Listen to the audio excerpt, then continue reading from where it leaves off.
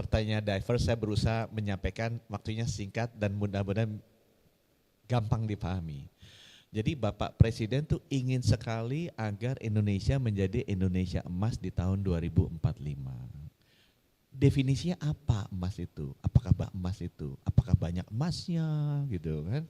Apakah kita ekspor emas gara-gara punya Freeport sekarang udah ada smelternya? Definisinya adalah Indonesia pengen jadi negara maju di 2045. Bahasa Inggrisnya high income countries 2045. Negara maju, high income country, itu definisinya jelas, teman-teman ya. Gross national income per kapitanya tuh $14.000 ke atas. Gross national income per kapita adalah seluruh pendapatan orang Indonesia yang pegang paspor hijau dibagi jumlah penduduk gitu aja. Jadi termasuk orang Indonesia yang kerja di luar negeri selama dia pegang paspor hijau. Jadi termasuk orang Indonesia yang kerja di luar negeri, selama dia pegang paspor hijau, income-nya tuh tambahin tuh 280 juta, totalnya berapa dibagi jumlah penduduk. Itu harus di atas 14.000. Sekarang Indonesia berapa? 4.000-an. Jadi harus naik 3,5 kali. Nah gimana caranya? Itu kalau dirupiahkan, sebulannya harus 15 juta. Sekarang kita sebulannya 5 juta. Jadi gampang ngeceknya. Kalau kita ada pertemuan alumni, tanya siapa yang gajinya di atas 15 juta. Kalau masih yang di bawah 15 juta. Kalau masih banyak yang di bawah 15 juta, nah itu artinya kita belum negara maju. Kita punya teman-teman ngobrol, teman-teman di kantor, di PCO, berapa gajinya di atas, berapa yang di bawah 15 juta. Nah kalau belum 15 juta itu artinya belum negara maju. Nah sekarang tantangannya gimana kita bisa naikin dari 5 juta ke 15 juta di 2045. Ya. Ini kan masalah gaji, masalah orang kan. Itu kalau menurut saya sih cuma dua. Apa sih bedanya orang yang gaji 15 juta sama 5 juta? Cuma dua. Satu 15 juta pasti lebih sehat dan lebih pintar. Kalau dia nggak sehat dan nggak pintar, nggak mungkin gaji 15 juta. Pasti gajinya 5 juta. Kalau dia pintar aja tapi nggak sehat, sama juga. Kalau dia sehat tapi nggak pintar, sama juga. Jadi harus sehat dan pintar.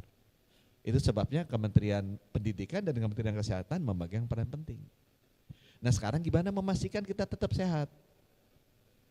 Nah ini kenapa namanya Menteri Kesehatan, Dinas Kesehatan, bukan Menteri Kesakitan atau Dinas Kesakitan atau Menteri Kedokteran, Dinas Kedokteran. Kenapa namanya Menteri Kesehatan?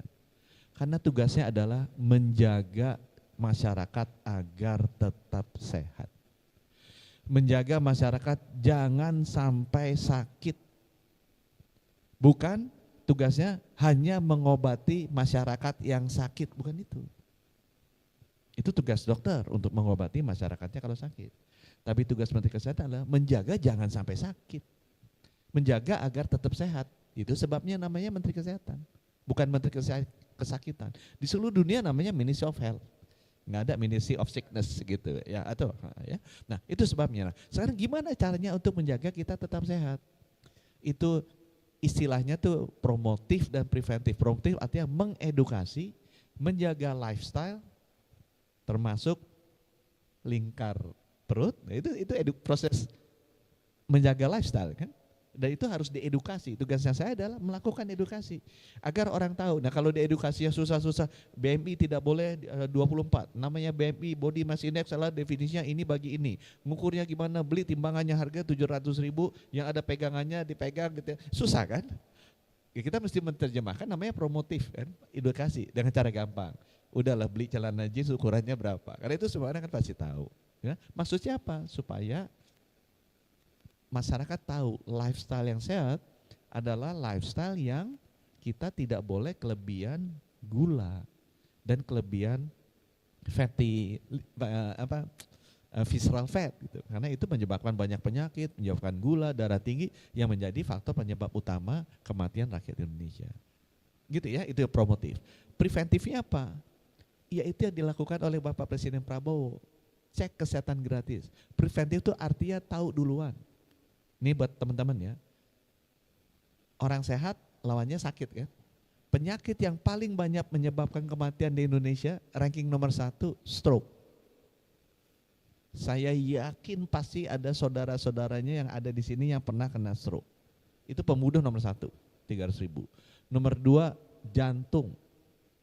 Pasti kita punya saudara atau teman atau orang tua yang pernah kena jantung? 250.000. Nomor 3, kanker. Pasti ada yang kena. Ibu saya kena kanker, kena stroke. Bapak saya kena kanker, meninggal. Nomor 4, ginjal. Cuci darah, ibu saya kena ginjal, mesti diganti ginjalnya. Ya. Nah, 4 penyakit ini adalah penyakit